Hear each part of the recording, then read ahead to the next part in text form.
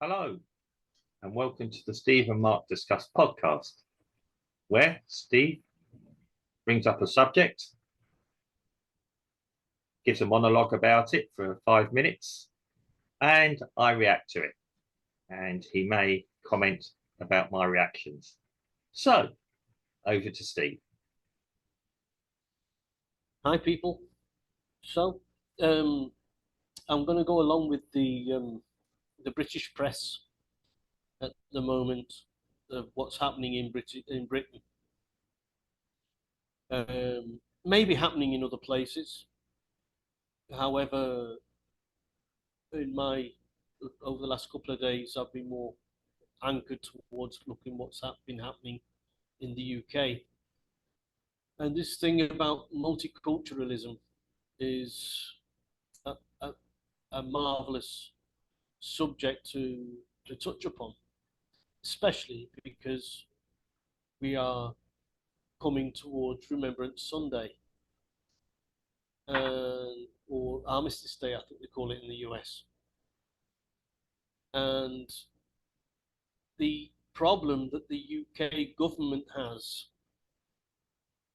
not only between the two different political parties, but also within the party that's in trying to guide the country along the path it's going to.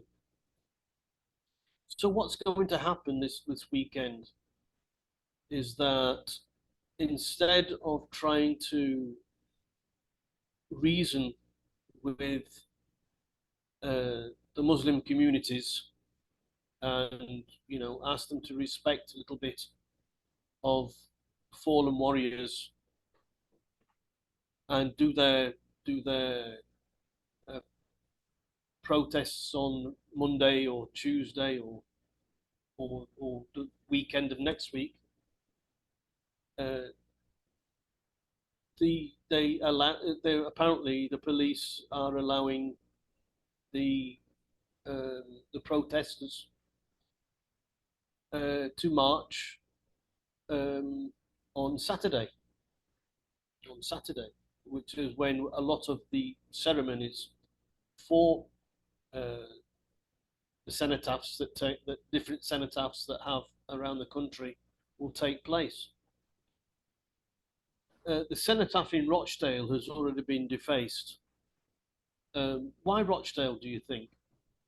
Well, because the population of Rochdale, the majority of the population in Rochdale are not British, are not of British heritage. Will this spill over to other cenotaphs?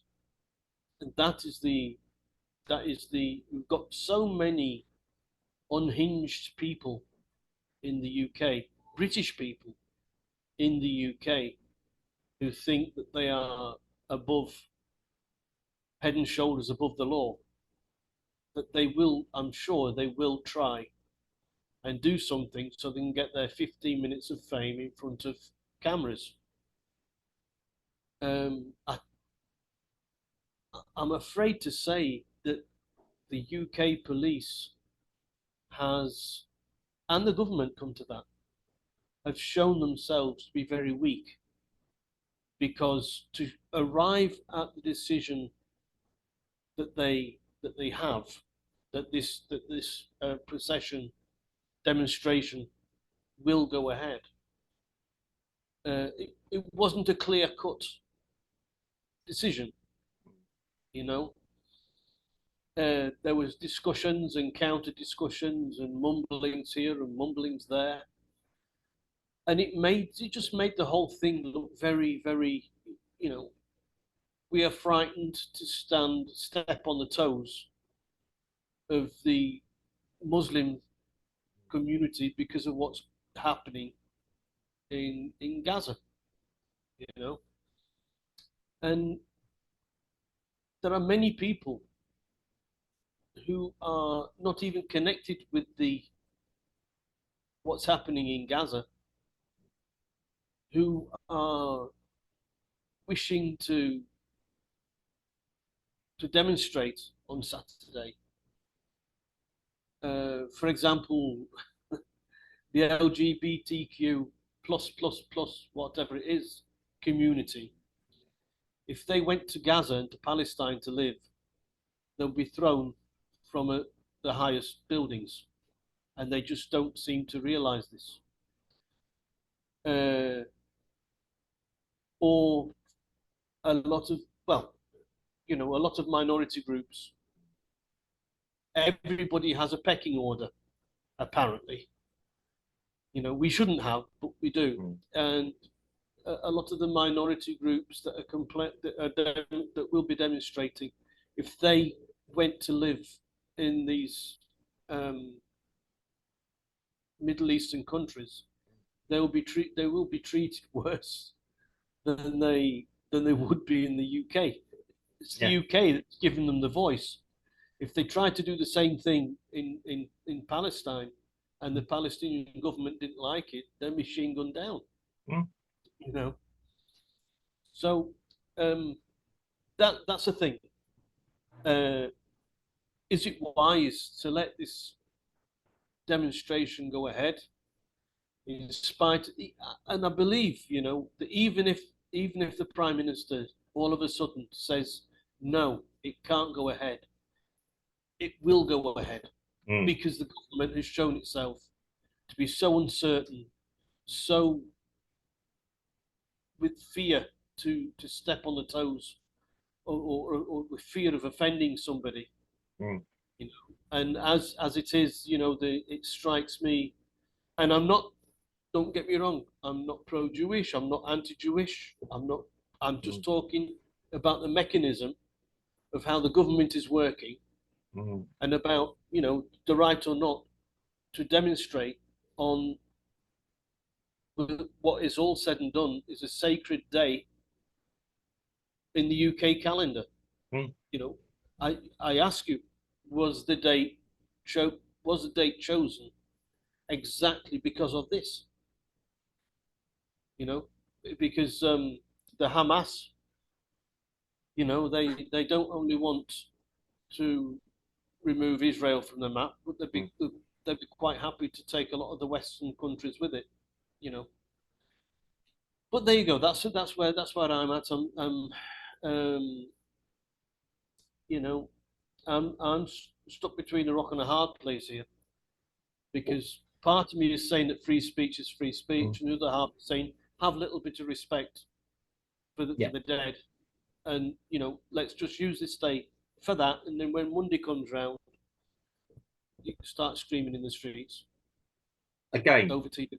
Yeah, well, both you and I know, we're both liberals. In effect, we're both liberals. Yeah. We don't care.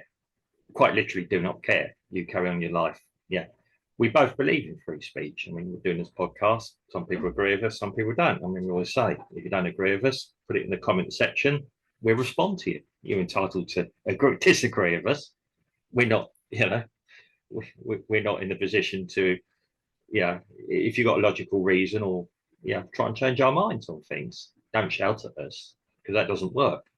Now, I agree with these people. I mean, what's ever happening in the Middle East at the moment, and it is a catalyst for a lot of different things. Yeah, we can agree or disagree on both sides on things. Okay, the slaughter of innocent. None of us like to see any innocents killed anywhere, or anyone killed it for that matter. And you know where I'm going with this.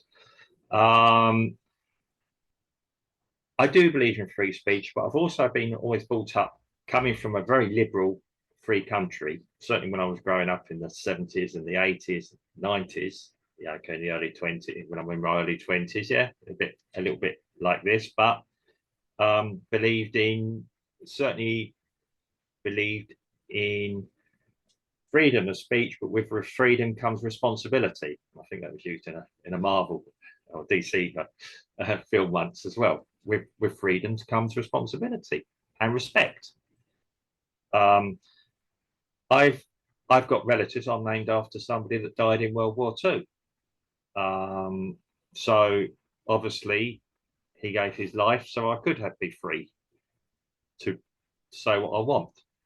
who were I mean, these people were fighting in World War II against one of the biggest, the greatest tyrannies the world has ever seen. And we're still feeling the repercussions of that today, whether in one way or another. You and I are not against anyone, as you said, but what people have to realise that a cenotaph is not a lump of stone; it's an empty tomb. That's what it symbolised. Yeah, people are all too ready to virtual signal. If you're looking at a virtual signal, that is it. It's an empty tomb that is there for people to respect and remember lost relatives and other things as well. It's not a national day of celebration for violence or war. It's quite the reverse. It's to remember the sacrifices and the deaths that do occur because of violent actions. Yeah, we can argue. I do agree with you. It strikes me the government and the police have been playing pass the buck with each other, which is disgraceful. I mean, somebody should make a decision. Okay, the police should say we're banning it, and if the government wants to then they should. It's all a bit of a thing of a standoff. It's ridiculous. For me, the government is the last word in the country. They've got to be prepared to do something. They should represent everyone, and I mean represent everyone. The demonstrations, which I don't like the term pro-Palestinian or anti-Israeli. They've had a demonstration about something about humanity. Yes, they've had 3 weeks, 4 weeks of doing that. Respect one weekend off. Yeah, the world isn't going to change because of this one weekend. That's my pragmatism. What you are doing is now encouraging. I mean, when you start calling people like us, and let's be honest, people like us who are staying here ultra right on mainstream media, and we have been, yeah, things I agree with are now called alt right. You're heading for disaster. And we do have a uni-party government now. It doesn't matter if you vote one way or another. And yes, I am going to bring politics into this. They are very much of the same voice. We're not being governed. We're not being policed by consent or anything else. We're certainly not being governed by consent. Most British people who are law-abiding, go about their daily lives, are not being listened to. I am not suggesting for a minute that anything happening in other parts of the world shouldn't be discussed by people in the UK. And yeah, people should be entitled to voice their opinion.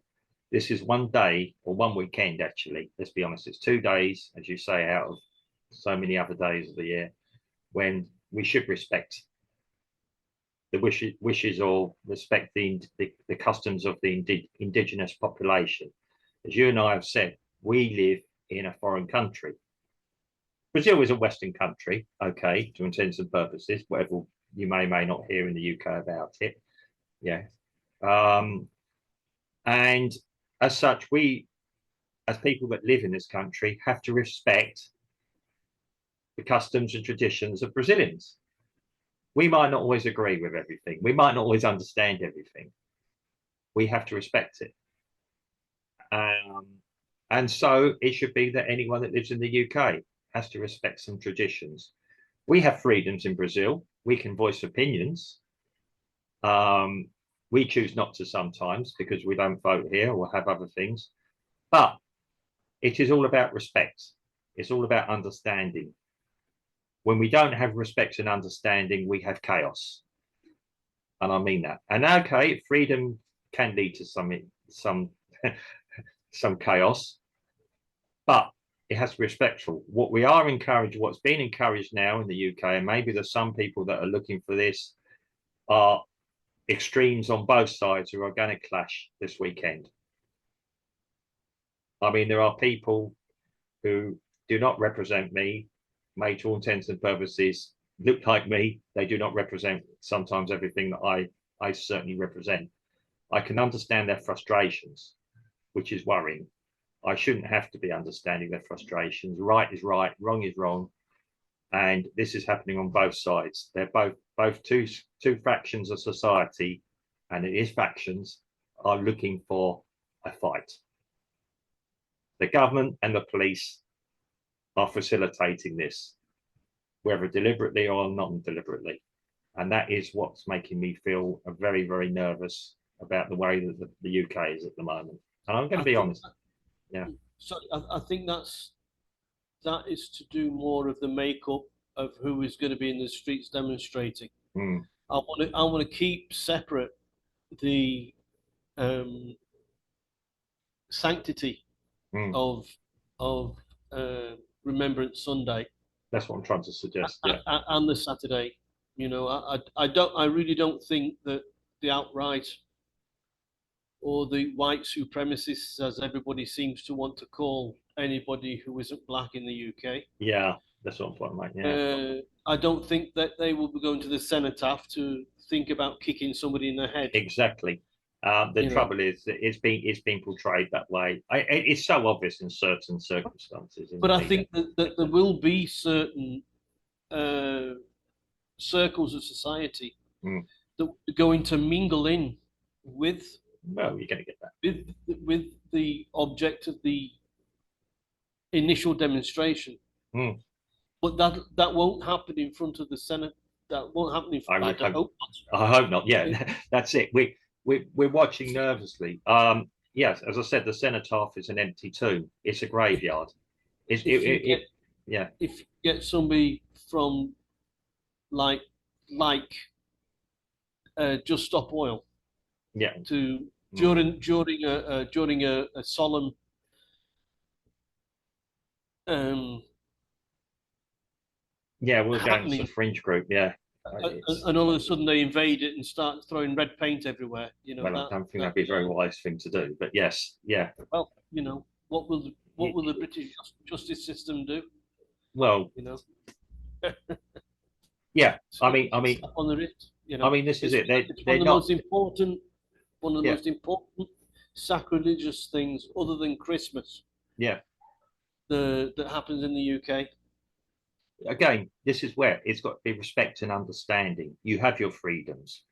You have your freedoms to voice your opinion, to march, you know, in a controlled way, to show that you are just more than one person, which is the idea of a demonstration, to show mass support for a movement or an idea. That's what it's all about.